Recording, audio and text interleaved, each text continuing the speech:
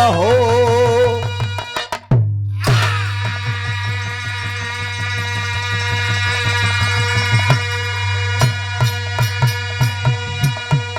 इत्मीनान से आप बैठी फरमाइश हमरे दाहरी बाबू के बा केदार भैया सुतत हुआ का चला बा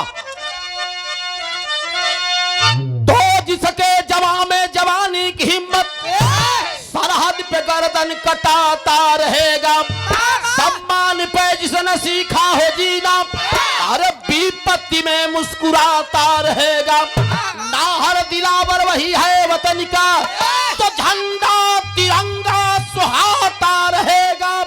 संतोषी कांटों पे चलना तू सीखो तो कर्तव्य मंजिल निभाता रहेगा।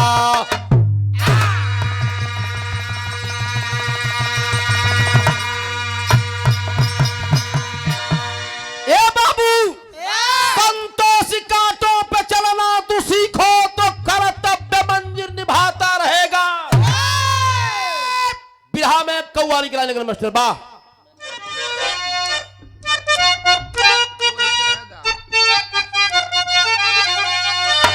कि मैं नाज हूं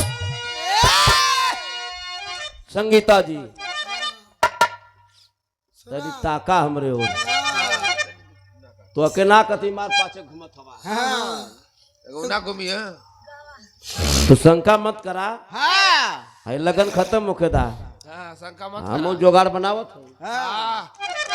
सुंदर भाई हाउ खजड़िया कर ले जाके तो के बजा देबे ने कोई पाथर हो जाई बा वाह खजड़िया का और कब जात हवा 70 के पाथर बना देवे के है।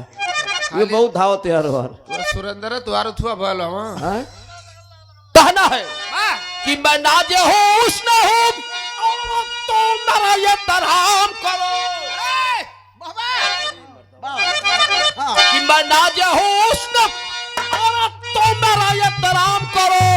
जवानी अरे जवानी नाम है मेरा मुझे सलाम करो।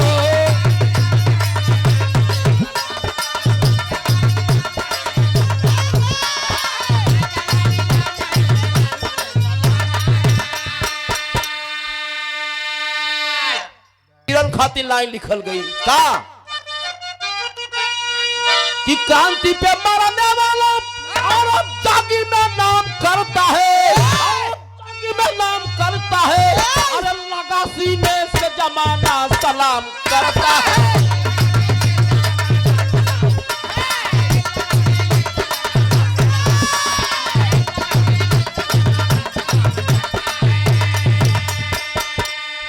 बिरहा कहाँ कबा कैसन बा बिरहा के आप सुनो निश्चित बिरहा पसंद आई।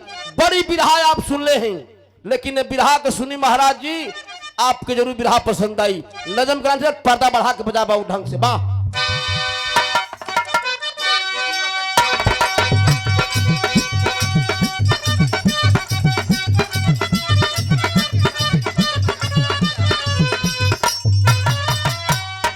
इसी वतन के खातिर खूनी मजहब छोड़ दिया, इसी वतन के खातिर खूनी मजहब छोड़ दिया। गुमान पाक का अब्दुल हमीद तोड़ दिया।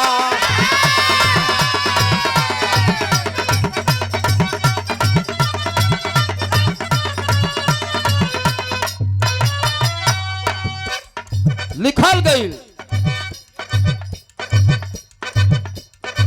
आज देश की हालात क्या है। वतन के बल पे दी, वतन के बल पे दी पर शीश चढ़ाना सीखो। वतन के बल पे दी पर शीश चढ़ाना सीखो। नाचो न मऊक जैसा क्रांति मचाना सीखो।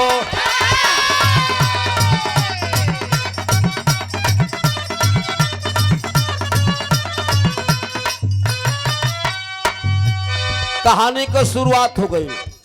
कहानी कहां का बा जिला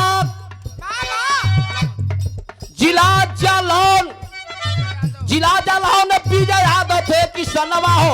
जिला जालौन विजय यादव थे किसनवा हो। रहा एक लौता जिनका सुरेंद्र ललनवा हो।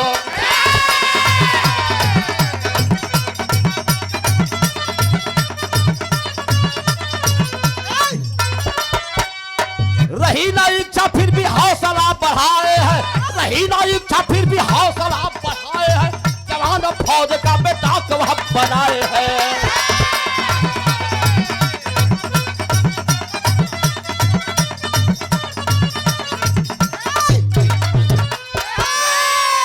बात समझ ले बाबू, जिला जालौन, ग्राम उरी का रहे वाला विजय यादव, छोट किसान, 1.5 बीघा खेत, इकलौता बेटा, जौने बेटा का नाम सुरेंद्र के बड़ा उम्मीद से पढ़ौलन लिखौलन, सयान भैलन। अब मालिक सुनत रहन मतारी, भगवान से प्रार्थना करते रहे, मालिक हमारे लाल के कोनो डाढ़ लग जात, नौकरी पा जैतन, हमन के बुढ़ाई बीत जात हो। ए बाबू, संजोग से सुरेंद्र फौज में भर्ती हो गईलन हो। आज जब फौज में भर्ती सुरेंद्र हो गईलन हो, घरवा टेलीफोन कैलन कि माई ई तुहरी बेटवा के तन पवर्दी मिल गई। माई के छतिया दूना हो गई हो। ट्रेनिंग पूरा हुई बाबू, और ट्रेनिंग पूरा होने के बाद शपथ परेड हुआ। शपथ परेड होने के बाद आज नौजवान 10 दिन की छुट्टी लेकर के घर आया।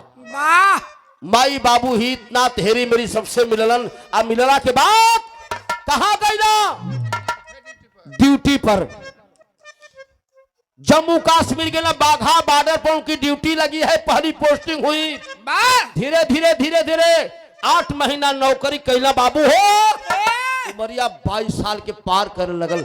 और जब 8 महीना नौकरी कैला, उमरिया 22 साल के पार करे लगल, तो हितनाथ दौड़े लगला रिश्ता लेके कि आप अपने बेटवा का शादी तय करा। रायपुर का रहे वाला महेश यादव रिश्ता लेके गईलन, हमार बेटी तुहरे घरे लायक हो, हमके अपन समधी बनाला, बिटिया के अपन बहू बनाला। रिश्ता तय हो गया बाबू। और जब रिश्ता तय हो गया, कहलन फोन के ना बेटवा के, बाबू बेटा सुने तुहार रिश्ता तय कर दहली। बाबू आपका जौन इच्छा होखे, रिश्ता तय है तो तय हो। तब ये बाबू जवन चाहिए तवन कुल कह घलिया पैसा भेजत हई, लेकिन 4 दिन बियाह बाकी रही तो तुहार बेटवा आई छुट्टी न हो। ए बाबू 4 दिन शादी बाकी है, 28 दिन की छुट्टी लेकर के नौजवान घर आया है। हाथ में कंगन बंधल, महावर लगल, दुल्हा बन के आज सुरेंद्र यादव महेश यादव के द्वारे जात हूँ। जैसे हमार बड़का भैया दुल्हा बना के अपनी बेटवा के लेके हमारे सुभाष भैया के दरवाजे पैरन, सम्मान सहित सुभाष भैया सेवा सत्कार सम्मान कैलन। अपने बिटिया का हाथ, क्या बात है, आपकी बेटा से पकड़ा दहलन। यह रिश्ता है, आप मंजूर करिए। आपने स्वस्थ स्वीकार किया, इसके लिए मैं आपका स्वागत करता हूं। आज सुभाष भैया का तो बहुत बहुत स्वागत बा। में मौका का गीत लगल, बड़ा चलल बा। कौन गीत लगल मास्टर बा?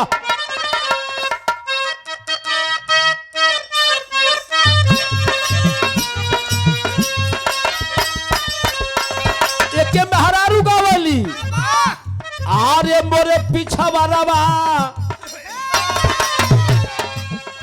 आरे मोरे पिछवा रवा सोनार भैया में तलो है कहू मारी झूमरिया।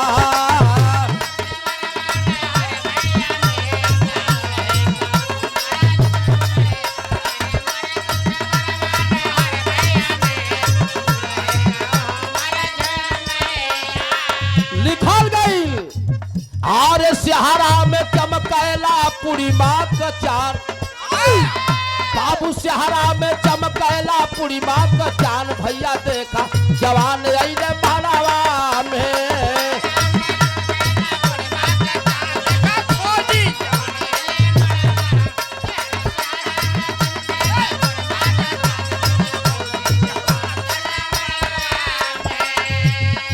गारी सुनावली गाँव के पुजरिया,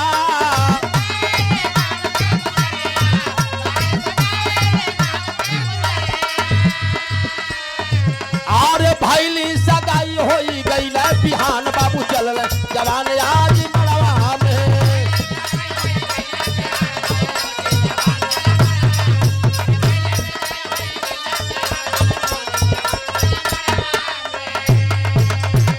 ए बाबू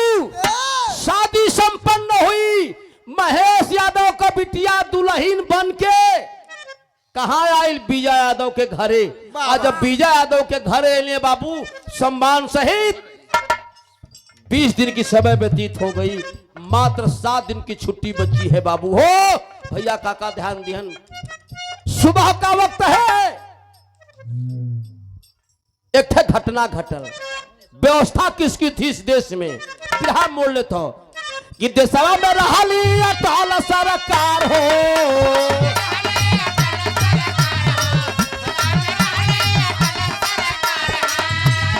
कारगिल में घुस गए पापी पदकार हो।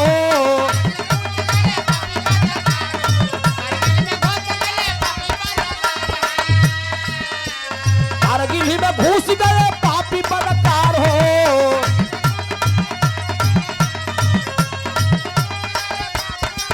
और चलना बल हमारो वे दुलही लाचार बाबू फौजी जवान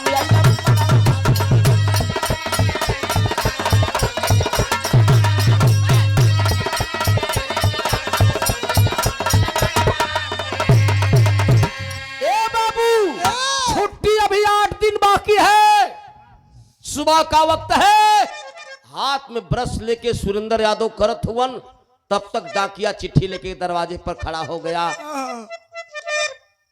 खड़ा हुवन विजय यादव, लेहना डाले जात हुवन। चाचा सुरेंद्र का घर कवन है? कल बाबू ये घर है, हमका बाप है। आप बाप उनका हुआ? अच्छा चाचा कहा सुरेंद्र हुवन? कल हो हुवन। आज जब सुरेंद्र मिलना बाबू चिट्ठी निकाल करके डाकिया थमा दिया। चिट्ठी ले वापस हुआ, चिट्ठी खोल करके जवान पढ़ने लगा। पढ़े लिखे साथी बैठे हैं। चिट्ठी पर लिखा था कि सुरेंद्र बड़े दुख के साथ तुझे सूचित करना पड़ता है कि तेरी जो छुट्टी बाकी है, छुट्टी निरस्त की जाती है। देश खतरे में है, भारत माँ तुझे पुकार रही है। ए बाबू मुहम्मा धोलन, अब मुहम्मा धो के तनी सब भेली खा के पानी पियलन। आप पनिया पी के खुंटिया पर से वर्दिया उतार के जवान पहिरे लगलन हो। आज जब वर्दिया पहिरे लगलन हो, दुल्हनिया खाना बनावत हो, जाके हाथ जोड़ के अगवा खड़ा हो गई। सैया अबे तया प्रतिया बतौला कि 8 दिन और बाकी हो, तोले वर्दिया कैसन पहिरत हो सैया? कहने लगा कि देश खतरे में है, सीमा सरहद से लेटर आया है, मुझे अबिलम जाना है। दुल्हनिया के अखिया से झरझर झरझर आंसू के लगले बाबू। तब बिरहा में राम दोस्ताज की जवानी का गीत लग गई। रामलाल भैया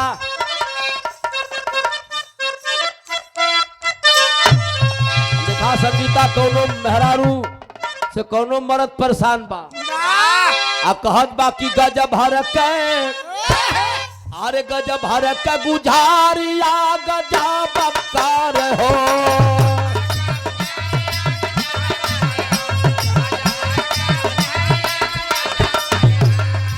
अरे तजब पजरा पलाइया छोड़ाई भाव लिखल गई। दुल्ही रोवत बे, फौजी जवान अपने गमछा से अपने मेहरारू का आंख पोछत हुवन। सीमा तू फौजी का मेहरारू हो, तू रोबू तो देखा वाले लोग कहिए कि कायर के मेहरारू हो। जिस दिन हम नौजवानों को वर्दी पहनाई जाती है तो वर्दी पहना करके झंडे की तरह 1000 कस्में दिलाई जाती है कि हम देश के मान सम्मान स्वाभिमान से कभी समझौता नहीं करेंगे। बा अरे तक काहे रोवती बा टुकाई के गुनानी गोरिया।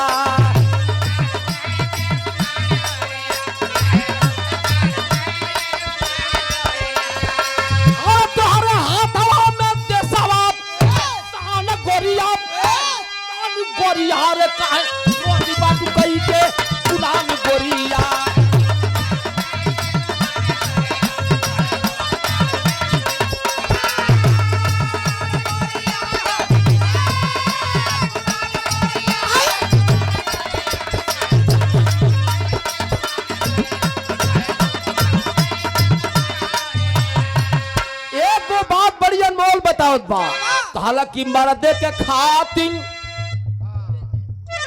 अरे तो देशवा के खातिर होले मर्दी का जवानी आ जात बाटी पेटवई में छोड़ के निशानी।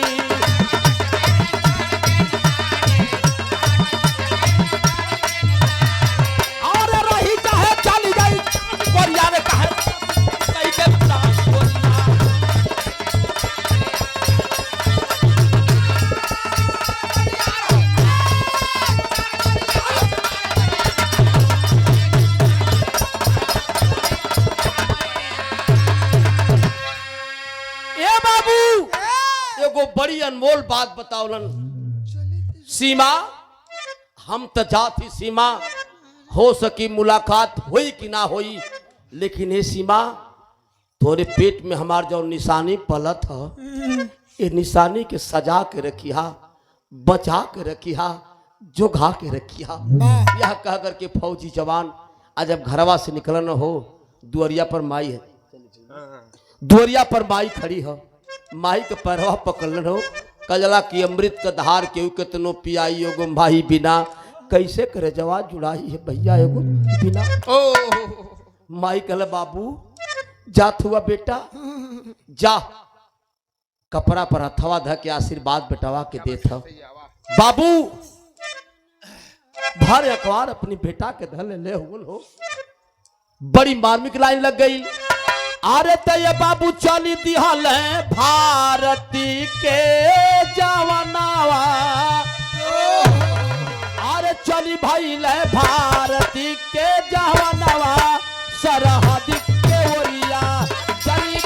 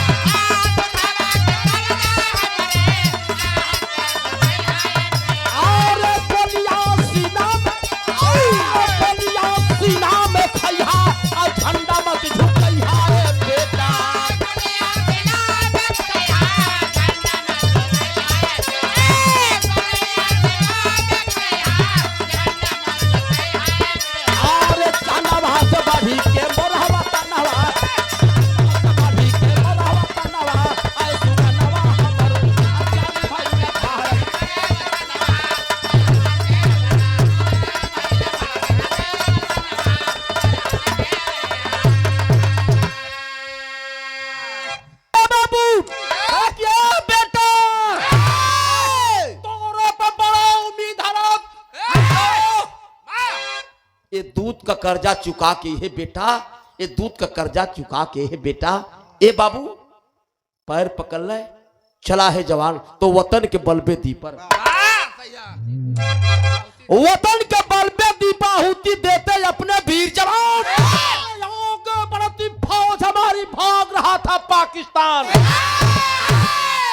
लड़ता चढ़ के सीमा ऊपर, लड़ता चढ़ के सीमा ऊपर सुंदर बना वीर हमें। अरे लाश न मिल पाई, नाहर की शासन घोषित किया शहीद। बात सीमा पर जवान लड़ रहा है भैया दादा काका। जब सुबह में टोली चलती है तो गणना होकर के टोली चलती है। धीरे धीरे शाम हुई, आज जब शाम हुई बाबू सभी जवान अपने बैरिक में वापस आए, लेकिन भैया दादा काका वह सुरेंद्र हमारे देश का जवान अपने बैरिक में वापस नहीं आया। आज अपने बैरिक अपने वापस मैंने बैरिक में नहीं आया। क्या बाबू एक दिन बीता, 2 दिन बीता, 3 दिन बीता तो वीर को वर्दी चेक मिल गया। अरे वीर को वर्दी चेक मिल गया मुलायम परिपाटी से, बिलक रही सीमा सैया का लाश न आई घाटी से। ए बाबू कंपनी कमांडेंट स्वर्गीय नेता मुलायम सिंह यादव जो ऐलान किया था कि जिस भी गरीब किसान का बेटा इस सीमा पर मारा जाएगा उसकी लाश उसके घर जाएगी और परिवार की परवस्ती के लिए 10 लाख रुपए का तत्काल चेक दिया जाएगा। चेक लेकर के कंपनी कमांडेंट घर आए बाबू। आगे आगे डीएम का गाड़ी, ओकरे पाछे एसपी का गाड़ी, ओकरे पाछे कंपनी कमांडेंट का गाड़ी। दुआरे गाड़ी पहुंचल, लेहना चलाओ तो विजय दादा हो। गड़िया रुकली, रोए लगलन। विजय आप हुआ? हाँ चाचा हम जनपद के जिला अधिकारी हैं। अच्छा हमार बेटा सुरेंद्र आवत हम कहा छुट्टिया 8 दिन बाकी रहा, आवे कहले रहा आवत हो का। लगत है कि आप सबके न्योता दिलों का आवत हुआ, आंख से झरझर झरझर कंपनी कमांडेंट के आंख चले लगल। एक तरफ सीमा खड़ी है, एक तरफ बुढ़िया माई जन बेटा की पैदा कैला बाबू हो, वो बुढ़िया मतारी खड़ी हो। निकाला चिट्ठी, पढ़ने लगा कि बड़े दुख के साथ विजय दादा आपको सूचित करना पड़ता है। बहन सीमा, माँ, बड़े दुख से आपको सूचित कर रहा हूं कि आपका बहादुर बेटा सुरेंद्र सीमा पर लड़ते समय दुश्मन के हाथों द्वारा शहीद हो गया। ए बाबू, पिछाड़ा खा के मातारी गिर गई हो। लोग उठाओ थे, सीमा छतिया पीट के रोह लगनी। सैया आप बात कह के गहिला सैया, सैया, लेकिन हिम्मत बांध करके एक सवाल करती है। आप माननीय नेताजी मुलायम सिंह यादव ने ऐलान किया था कि जिस बहादुर की सीमा पर शहीद होगा, जो बहादुर, उसकी लाश उसके घर जाएगी, साथ में 10 लाख रुपए का चेक दिया जाएगा। चेक तो आप लेके आए हुआ साहब, लेकिन सैया का लसिया ना हिला, सैया का हमरे लसिया लेके ना हिला। सुभाष भैया सुतियानाथ ए बाबू सवाल कर देती है। यहाँ क्लासिकल गीत बा। हाँ, सावन के महीना में मलाही जब गंगा जी में नाय प्रवेश करेली, आरती सजा के गावेली। का गावेली बाबू, कहना बा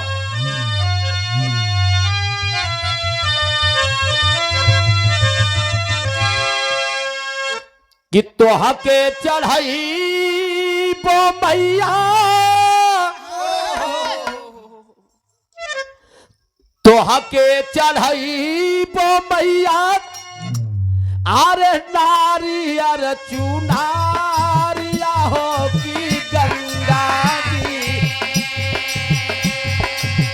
अरे नारियर चुनारिया हो की गंगा जी, पहरा कैदा बोझल मोरा नेवारिया हो की गंगा जी।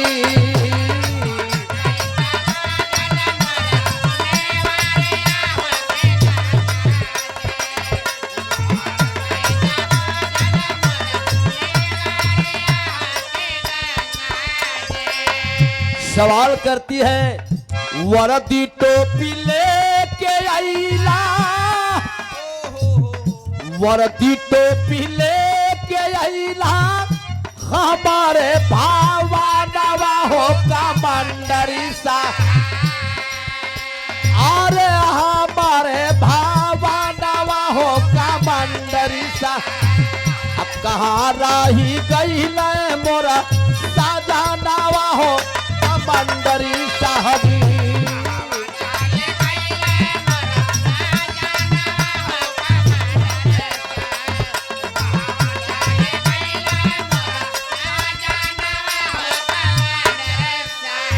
एक बात बड़ी ऊंची कह रही है कि कारे सहारे बीती है,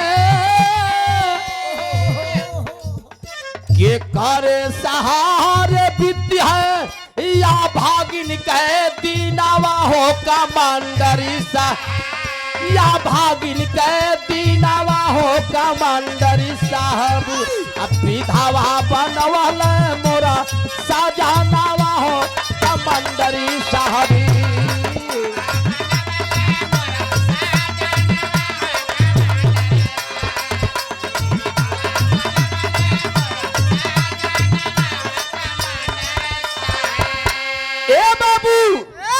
लोग समझावा था, बुझाओ था, अरे सीमा तुहार पति वीर गति के प्राप्त कैले हवन, जबले धरती रही आसमान है तौले तोहरे पति का नाम रही। ए बाबू, समय बीते लगल हो, आज जब समय बीते लगल बाबू, धीरे धीरे धीरे धीरे 9 महीना का समय पूरा होके जाता हो, तो गीत बदल गए मास्टर।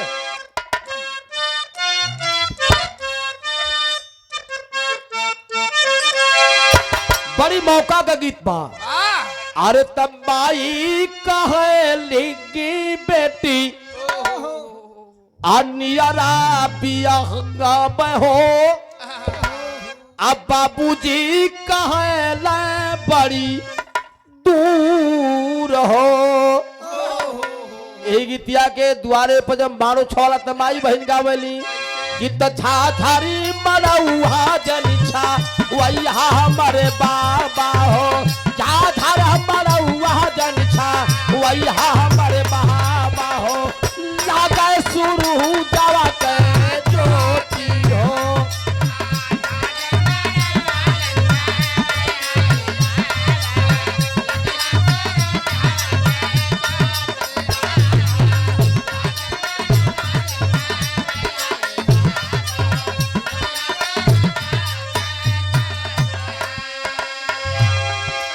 सोनी सहजारिया पर सीमा बवारिया हो। अरे सोनी सहजारिया पर सीमा बवारिया हो। रोई रोई कहारली बिहान हो।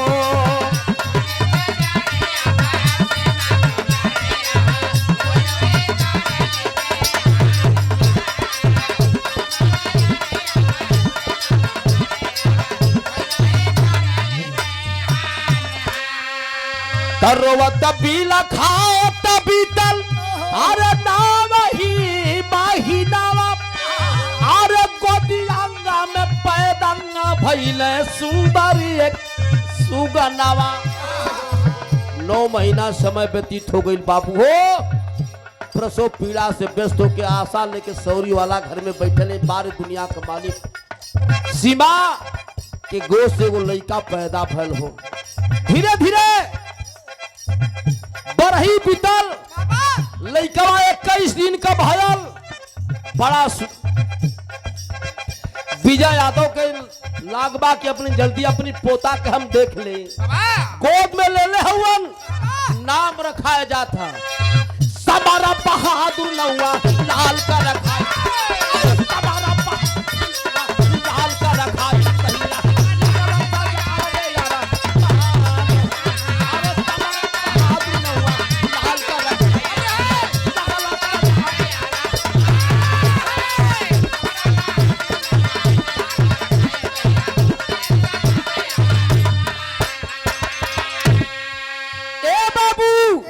लड़कवा का नाम समर बहादुर यादव रखल गई। बड़ा शौक से विजय अपनी पोता का सेवा सत्कार करे लगलन। कहला किया हमार सुरेंद्र हवन। ए बाबू इन्हीं के भरोसे हमन का बुढ़ाई बीत जाई हो। लिखल गई खियाओ पियाओ। धीरे धीरे धीरे धीरे इंटर पास करके बीए का छात्र हुआ वह समर बहादुर यादव। तो कहा जरा कि बांस में बांस होला। होला का मतलब बिरहा की शैली में भाव लिखल गई। आरे राम बुझाई ना सरहद कयगिया। आरे राम बुझाई ना सरहद कयगिया। आरे तब बेटा समर बहादुर फौज हमरो जाई। बेटा समर बहादुर फौज में हमरो जाई बुझाई ना सरहद कयगिया। ए बाबू एक दिन माई से पैसा मंगले हो। माई कहला कि जाके बक्सवा में से ले ला। आज जब बक्सवा समर बहादुर खोले तब बक्सवा में को फौजी का फोटो मिल गया। आज जब फौजी का फोटो मिलल बाबू हो फोटोवा लेके माई की पजरमा आ गल। माई ई केकर फोटो हरे। माई ई केकर फोटो हरे। सीमा के अकिया से छर छर छर आंस चले लगे। बेटा आज बुझाई लाख दत्कत है बेटा। ए बेटा तू अब 2 महीना 17 दिन का हमारी पेटवा में रहला तब तोहरी बाप के पाकिस्तान का आतंकवादी मार देलन। हमरे बाप के मार देलन। अरे भाई तू कब बतौली रे। बेटा ना बतौली बेटा जान के कि तो ही एगो आँखी के रोशनी हुआ बेटा ना। ए माई बेईमान से बदला ना चुकाई तब तक अन्न जल ग्रहण न करब। तैयारी कर लगल बाबू। बनारस अड़भंगी भगवान भोलेनाथ के त्रिशूल के नोक पर बसी काशी नगरी में डायरेक्ट मिलिट्री की भर्ती निकली। आया है अपनी बाप के जगह पर समर बहादुर भी मिलिट्री में भर्ती हुआ बाबू। आज जब भर्ती भइलन हो ट्रेनिंग में गइलन। ट्रेनिंग पूरा भाई शपथ परेड भयल, संजोग से दिमाग से बतिया उतर गई बाबू, वर्दिया पहर के घरे आ गई। आज वर्दिया पहर के घरे आ गई, जे मन कवर दिया सुरेंद्र के, वही में कवर दिया समर बहादुर के। जब सीमा देखला हो धौर के भर या कवार फैल, बेटा फाड़वर्ती के बेटा निकाल निकाल बेटा, यह तो के टूअर बना दिला, हमके विधवा बना दिला। बेटा माई के समझाओ बुझाओ था माई, ई न होई माई, समझा, अगर ई न पैरब तो बाबू का बदला ना चुका पाई। माई सुप रहा सुना माई, बिरहा किसे ने भाव लिखल गए मास्टर बा छोलरिया है। एक 4 जिला का गीत पा महाराज जी, मिर्जापुर कजरी, बनारस का चौलरिया, गाजीपुर का कचकचवा और सुल्तानपुर का लकड़ बझावा। सुभाष भैया गोरिया तीन भारी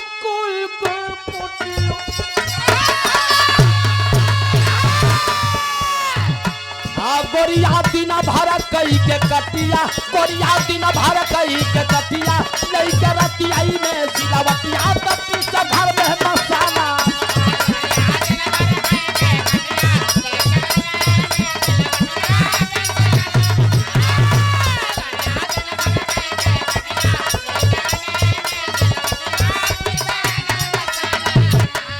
और साले नौजवान मोरे रामा,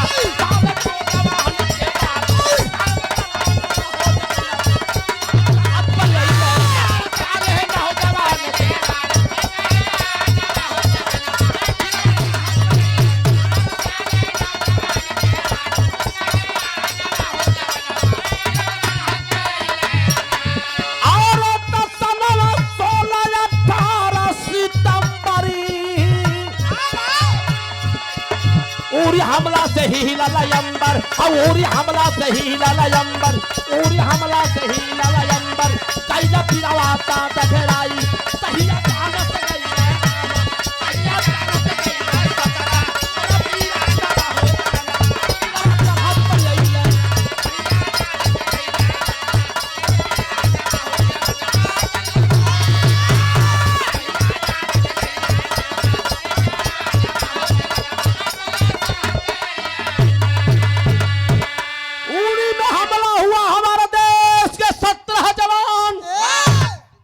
जिंदा आग के हवाले कर दिए गए। तब भी भारत के प्रधानमंत्री माननीय नरेंद्र मोदी साहब थे। भैल का और तब मोदी शर्म से तब झुक गई है, बिरावा भारत के गरम, अरे बिरावा भारत के गरम, चल समर बहादुर डंका, पाकिस्तान के लंका,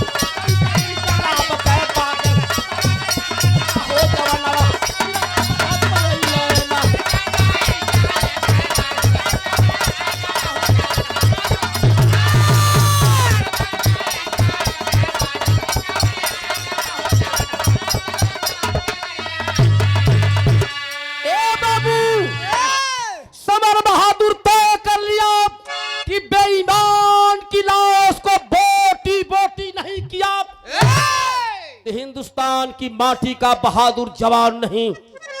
चेहरा तमतमा गया बाबू। पोस्टिंग भइल कहां? और थल सेना अध्यक्ष, जल सेना अध्यक्ष, वायु सेना अध्यक्ष,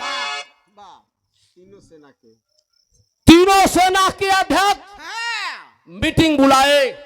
आप मीटिंग बुला करके कहे कौन ऐसा बहादुर है जो बाप जो हमारे 17 जवानों का बदला चुका सकता है। खड़ा हुआ समर बहादुर साहब, मैं बदला चुकाऊंगा, लेकिन हमारे मन माफिक जवान मिले के चाहिए। बाबू प्रमाण मिलता है कि 11 जवानों की टोली बनी समर बहादुर के नेतृत्व में, और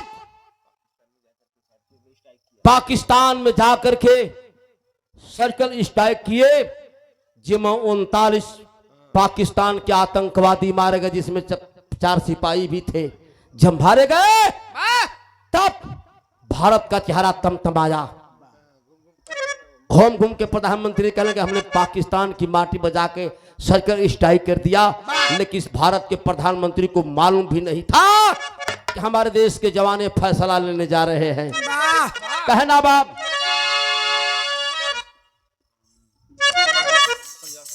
ए बाबू सीमा पर चला है जवान, तैयार हो गई आ लड़थुन बाबू। और आज अब घरे आइलन, पूरे देश में टीवी पर चलने लगा, देश के लोगों ने बधाई दिए, बारे समर बहादुर तूने भारत का झंडा लहरा दिया। इधर पाकिस्तान का प्रधानमंत्री ऐलान कर दिया, जो समर बहादुर को जिंदा या मुर्दा पकड़ करके हमारे पास लाएगा उसको मुंह मांगा इनाम दिया जाएगा। ए बाबू चारों तरफ घूमे लगलन, तब बिरहा में तरल गई।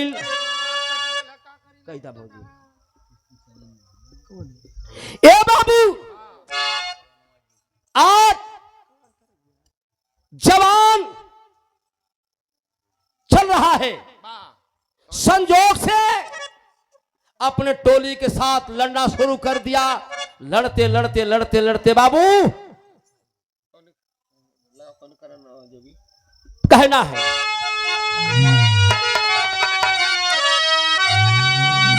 बाबा तरज लग गई। अनपरासों भत का गौया गावेलन कि अरे तकवा में कारा गावा जोगी जोगा, अरे कवन कारा वाये जोगी जोगा, वारा पवाला ये जोगी जो।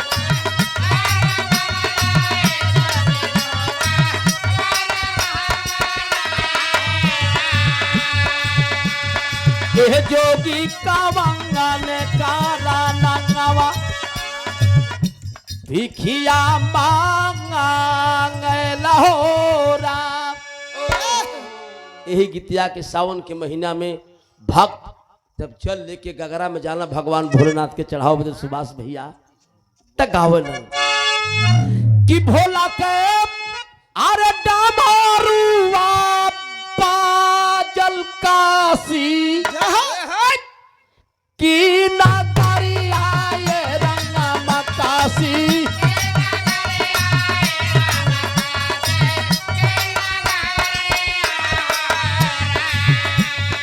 हे रामा मोहन के बसुरिया, हे रामा मोहन के बसुरिया, पिंजा पानावा होरा।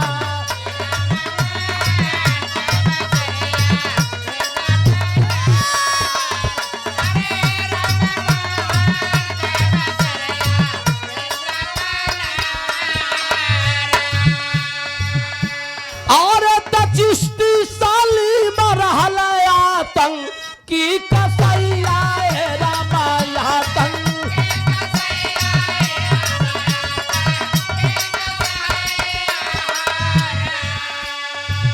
ए भैया मारती बाट कोड़ा ओवन के मार न हो राम। ए बाबू जवान ड्यूटी से वापस आ रहा था, झाड़ी में आतंकवादी छिपे थे बाबू। और जब छिपल रहना बाबू हो घेर करके पकड़ लेते हैं समर बहादुर को। और जब फोटो निकाल कर गए तो पहचान गए कि यही समर बहादुर है। चिश्ती सलीम नाम का आतंकवादियों का सरदार पकड़ करके लेकर के पाकिस्तान में चलाया के समर बहादुर के ले करके हाथ पर बांध करके खड़ा कर दिया।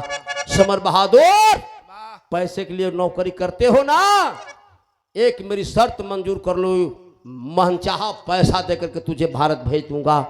कल का कारण कि तुम हिंदुस्तान से आकर के पाकिस्तान में 11 साथियों के साथ आए, हमारे 39 साथियों के तूने हत्या कर दिया।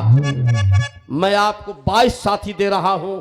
उसी तरफ हिंदुस्तान में जाकर के केवल 5 हिंदुस्तानियों को मार दोगे, मुंह मांगा इनाम देकर के तुझे हिंदुस्तान भेज दूंगा।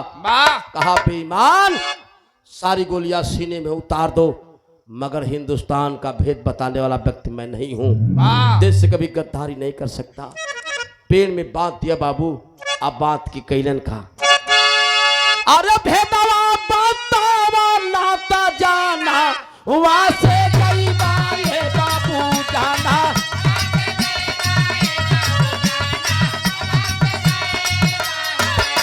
हे भैया रोवती बात हीरा, हे रामा रोवती बात हीरा, वही पार न होना।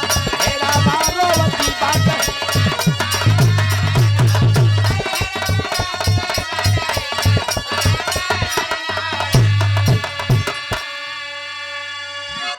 ए बाबू, पेड़ में बांध करके कोड़ा से मारना शुरू कर दिया बाबू। प्रमाण मिलल कि हथवा के नहवा पापी घींच लेलन हो। बिना पानी का लगातार 3 दिन तक शरीर पर कोड़ा बरसाए। चौथा दिन हो समर बहादुर, आखिरी दिन तेरा है। एक बात बता दो कि तुम किस जनपद के रहने वाले हो, तुम्हारे बाप का क्या नाम है, तुझे छोड़ दूंगा। कहला कि पता बतौले में का बात। सोच गया बाबू, मजबूर हो गया हमारे देश का शेर। तारा लगे मास्टर रामलाल भैया। आरे तसाना ना संगीता, कौन मेहरारू का जवानी चर्रानी है, जैसे तुहार चर्राई है तो अपने अपने बूढ़ ना अपने जानते हो। हाँ ललन यही तरह जवानी चढ़ल बा, चर्राइल बा। कहला कि भौजी तू भैया से कह दा कि अब गाड़ी पटरी से उतरे वाली है। ए लिए आरे तसाना ना सदांगा ना डोले, अब पुरुआ पावाना हो।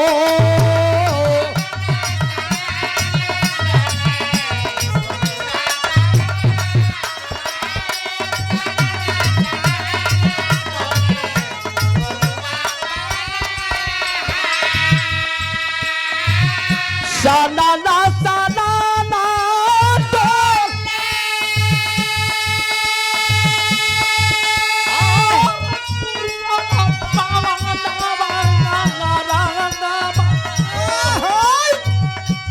कही दा भौजी भाई अंगत, कही दा भौजी भाईया से कही दे मोर गावा नवा हो।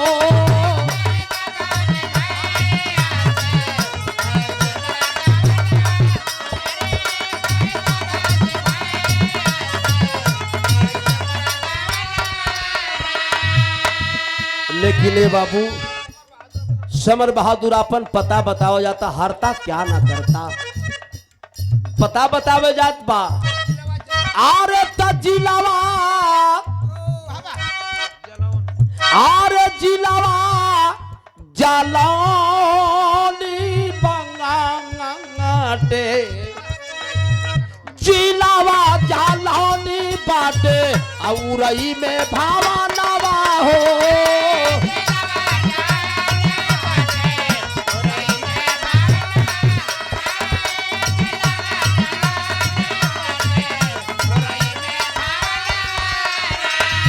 जिलावा जालौन बाटे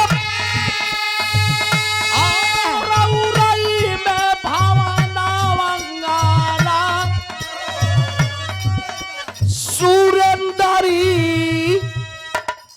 शहीद जी के बाटी हम लाला नावा हो।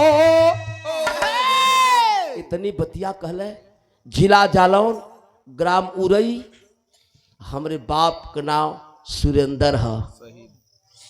शहीद हो गई ना रे। जब इतनी बतिया सुन लो चिश्ती सलीम चौक गया बाबू। अरे चेहरा मलिन हो गया। आगवा बताओ कहला है कि देखहु न पावल अपने बाबू का सुरातिया।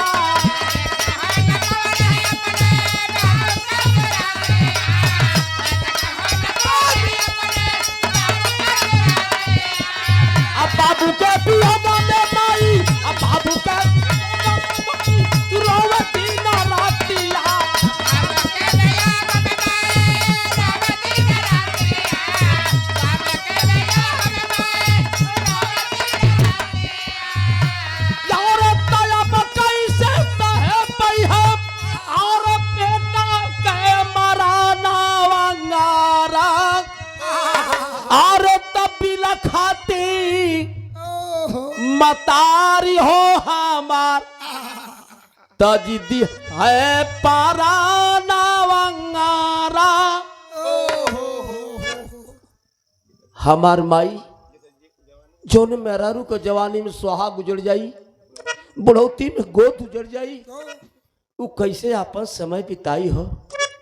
ए बाबू, सलीम चिश्ती का चेहरा मलिन हो गया, लेकिन पाकिस्तान का नियम है कि जब शाम हो जाती है तो सारा हथियार कंपनी जो गोल का मालिक होता है सरगना उसके नेतृत्व में रख दिया जाता है, मात्र उसके पास हथियार रहता है। क्या करे? सलीम चिश्ती के पास। वाह। ए बाबू, आंख से आंख चलने लगल हो, लिखल गई, अल्लाह लगल बाबा, लिखल गा गल कि हाई रे समैया। एक पर्दा बढ़ो बाबू तनी सा। लिखल गल कि हाई रे समैया। बाबा जी, पुरुष बलि नहीं होता है, समय होत बलवान। अरे हाई रे समैया पंचो केहू के न छोड़ली रे भैया।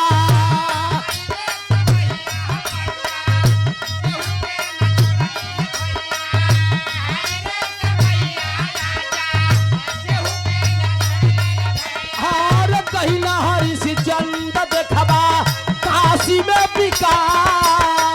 कहिला हरिश चंद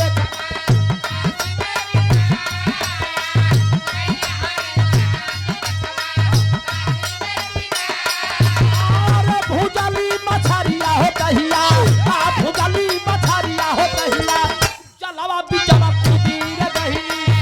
भुजली मछरिया हो कहिया, चल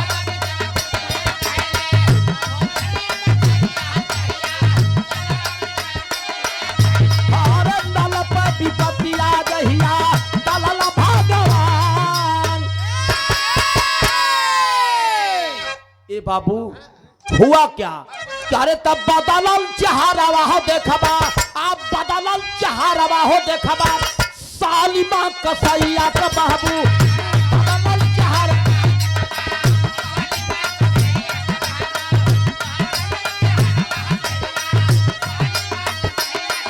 अरे सबरा के गोदिया में हल्ला सटा।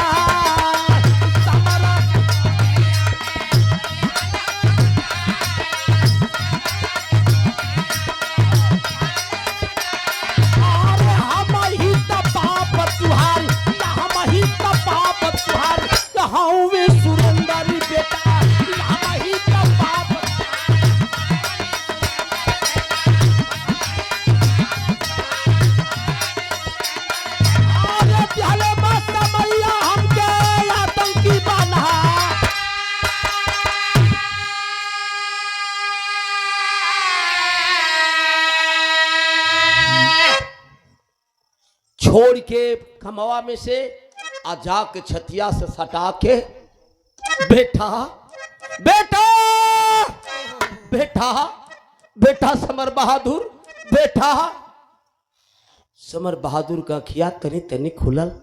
अरे जौन आतंकी हमके 4 दिन से शरीर पर कोड़ा बरसावत था, एक बूंद पानी भी न देला।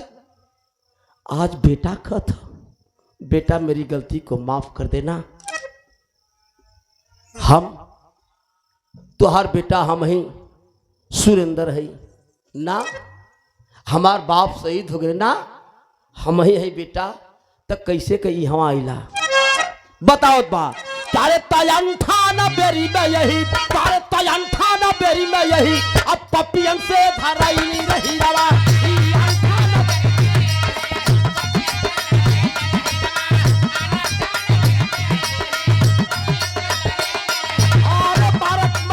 बेटा हमके कढ़ाला लाचा।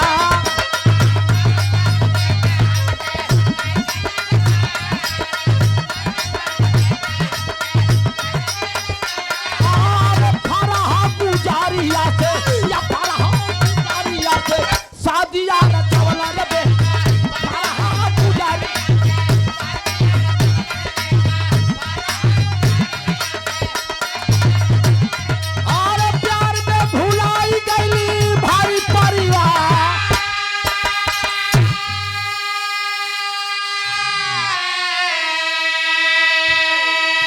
बेटा सन 98 में बियाह करके फरवरी में तोहरी मतारी के ले अली। ए बेटा 21 दिन तक साथे रहली। आतंकवादी हमला कर लगना, छुट्टी निरस्त हो गई। चिट्ठी आई, मैं वापस आया। ए बेटा 36,000 ऊंची चोटी पर चढ़ के लड़त रहली। हमर देहिया झोकल गिरली आ ढमिला ढमिला कंदरा में फंस गईली। पाकिस्तान का आतंकवादी पागल, हम बेहोशी हालत में रहली। ले आके हॉस्पिटल में एडमिट कर दिए। जब स्वास्थ्य बढ़िया हुआ तो लेके अलन आ लेके आके मजबूर कर दिला। मारत मारत बेटा हम मजबूर हो कि इनका शर्त कबूल कर लेली बेटा, शर्त कबूल कर लेली बेटा। ये ना जो उड़ी में हमला हुआ था उसका मुख्य आरोपी मैं हूं बेटा, कबूल कर लिया। अब बाबू अगर हमार बाप होगा ना तो एक थे हमार 2 शर्त मंजूर कला। कौन? ए बाबू पाकिस्तान की नापाक धरती पर अगर हमार मौत हो जाई तब भारत माई मां पढ़कर इतिहास कलंकित हो जाई।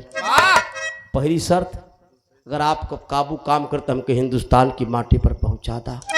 दूसरी शर्त, अगर हम मर जाई तब वो हमार लाश खरे जाई। आय आप चल जीबा हिंदुस्तान में, तो मेरे साथे तो के जाए के वक्त मिली। जिंदा रह तब हमारे साथे चलबा। अगर हम मर जाए तोहरे जेते बाबू न हमार लाश लेके तो के जाए कि अगर मौका मिली तो हमारी लाश के मुखाग्री देने से पहले बाबू हमार लाश रख के हमारी अभागन माई सुहागन बना दिया। एक चुटकी सिंदूर लेके ओकरे बाद हमारी लाश के अंतिम संस्कार करिहा। देशभक्ति की भावना जागृत हुई। कैलन का अरे तक कन्हिया पर लेके चलल, अरे कन्हिया पर लेके चलल हिंद की धारा किया चाहिए। कन्हिया पर लेके चलल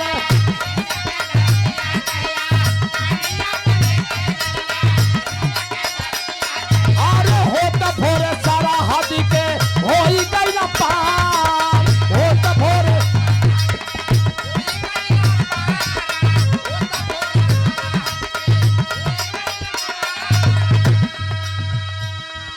कान्ही पर लेके भारत की धरती बदे चलल हो बाबू। सूर्य भगवान ललाई ले वाला हवन। तब तक सरहद को पार हो गया बाबू। आज जब सरहद के पार हो गए बाबू, हमारे देश का जवान देखलन, उठा लिया हथियार, खबरदार। लसिया के लग के अधमरा अपनी बेटा के रख के दोनों हथवा ऊपर के धलन। भारत के लोग सोचे लगलन कि जो समर बहादुर के हमन का 6 दिन से खोजत हई उहे समर बहादुर के कन्हिया पर ले हो। लेकिन ये पाकिस्तान का आतंकवादी है कि हमारे देश के जवान के कान्ही पर ले हो। रहस्य फंस गया बाबू। ले अलन पकड़ के, जब पकड़ के ले अलन बाबू, बेटवा के उतार के आ पैरवा पकड़ के रोए लगलन के सलीम, सुरेंद्र रूप सलीम चिश्ती, हमारी लाल के बचाला, हमरे लाल के बचाला। ओकरे बाद जौन आपके इच्छा हो तन पूछिया, हमरे लाल के पहले बचाला, हमरे लाल के बचाला। एम्बुलेंस में रख करके बाबू हॉस्पिटल लेकर गए। गेट पर गाड़ी खड़ी हुई, डॉक्टर आया। आज जब हाथ पकड़ा तो समर बहादुर को शहीद घोषित कर दिया। लाश तिरंगा झंडा में लपेटी गई, सलामी दी गई। खबर आई जिला जालौन जनपद के सक्षम अधिकारी के यहां 2 एक खबर कि सुरेंद्र जिंदा जिंदा पाकिस्तान से हिंदुस्तान आया, अपने घर को आ रहा है। दूसरी खबर कि पाकिस्तान के आतंकवादियों के द्वारा समर बहादुर शहीद हो गया, उसकी लाश भी साथ आ रही है। खबर जंगल की आग की तरह पूरा जिला में फैलल। लाश विशेष विमान द्वारा लखनऊ एयरपोर्ट पर आई।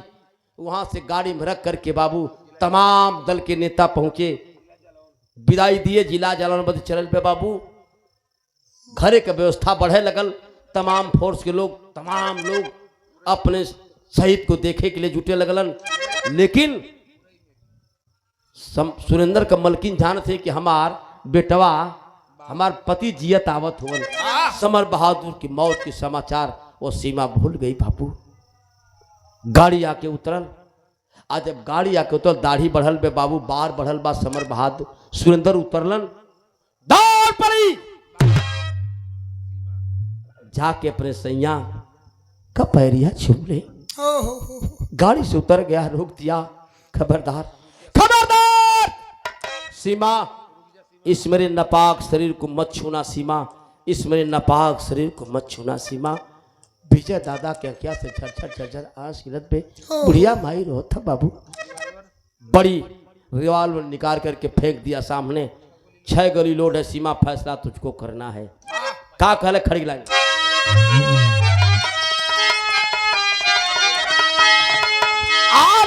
पहले हमारी सीमा सुना, अरे पहले हमारी सीना में गोली मारा रनिया, ओ करे बाद में यार थी बेटा के उतारा रनिया।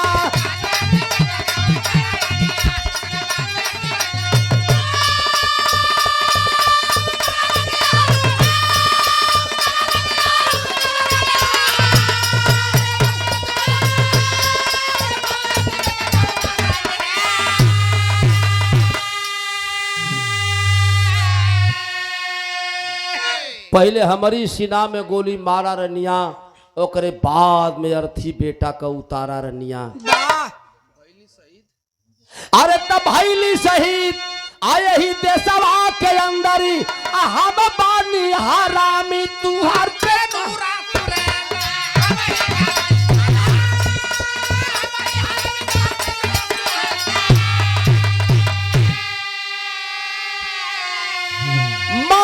चाहे संदूर का, अरे सवारा रनिया, ये करे बाद में यार थी बेटा के उतारा रनिया। सीमा एक ठे बात सुन ला, पहली मुलाकात भाई तो के शादी करके लेके नहीं, तब दूसरी मुलाकात आज, तीसरी मुलाकात हो सकी कि होई कि न होई। ए लिए सुना का कहल, अरे लगा था कि फिरो नहीं भेंट हो पाई, अब पूछता छिकारे खातिन फौज लेके जाए।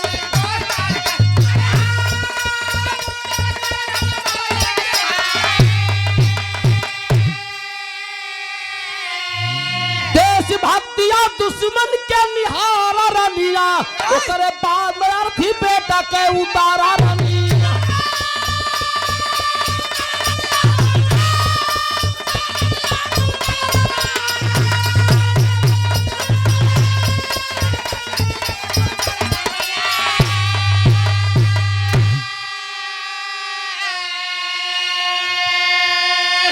घलंग हो सके कि तीसरी मुलाकात न होके पावे। अर्थी उतारी गई बाबू, जनाजा पर सजाई गई समर बहादुर की लाश। एक तरफ वो 80 साल का बूढ़ा विजय यादव, एक तरफ वो मतारी जोन बेटवा के पैदा कैले सीमा, दूसरे तरफ बुढ़िया माई, एक तरफ एसपीडीएम। जनाजा जा रहा है। ए बाबू कहला कि औलाद के गम फौलाद के पानी कदर चल देता है। कहा श्मशान घाट की तरफ लेकर के बूढ़ा बाप मरे हुए अपने पौत से सवाल कर रहा है। बड़ी उम्मीद रह रे पगला तो से, बड़ी उम्मीद रहल बेटा। का कहलन, अरे ये बाबू बिना रे साइतिया डोलिया आई, अरे बिना हो साइतिया डोलिया आई, हम जाई कैसे।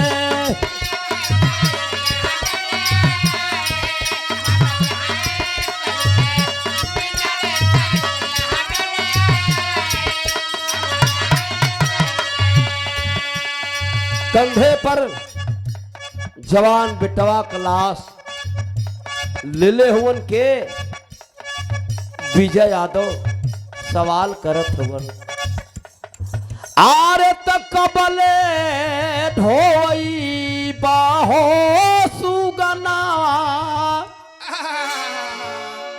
आरे कबले ढोई बाहो सुगनवा कढ़िया के ऊपरा।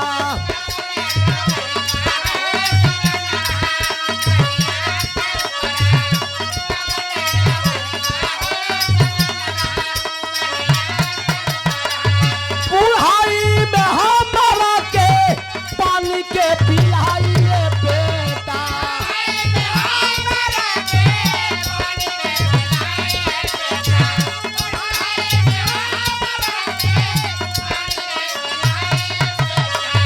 और अभी के हमारी के कंधा से लगाइए बेटा।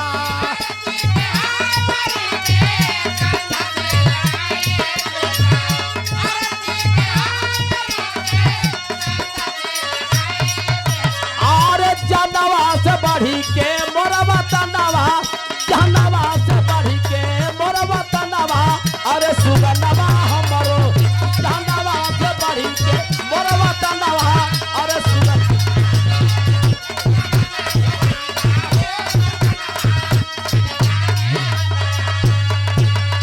ए बाबू, लाश का अंतिम संस्कार हुआ।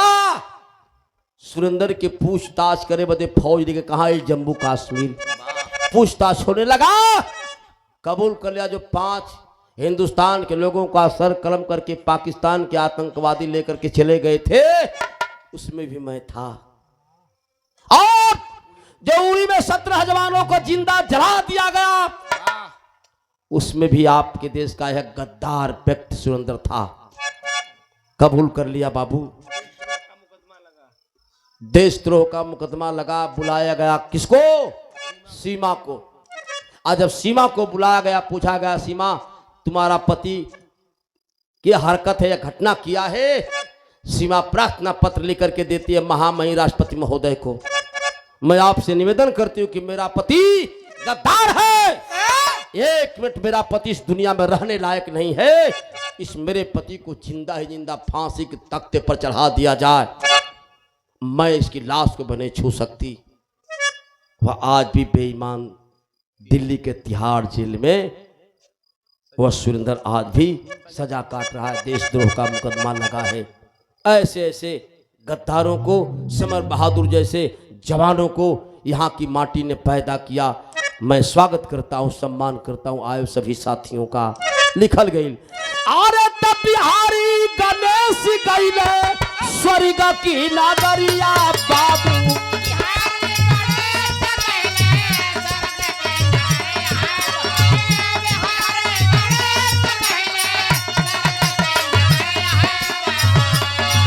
और चंद्रिका का संतोष नगीना सींचे फुलावरिया बाबू।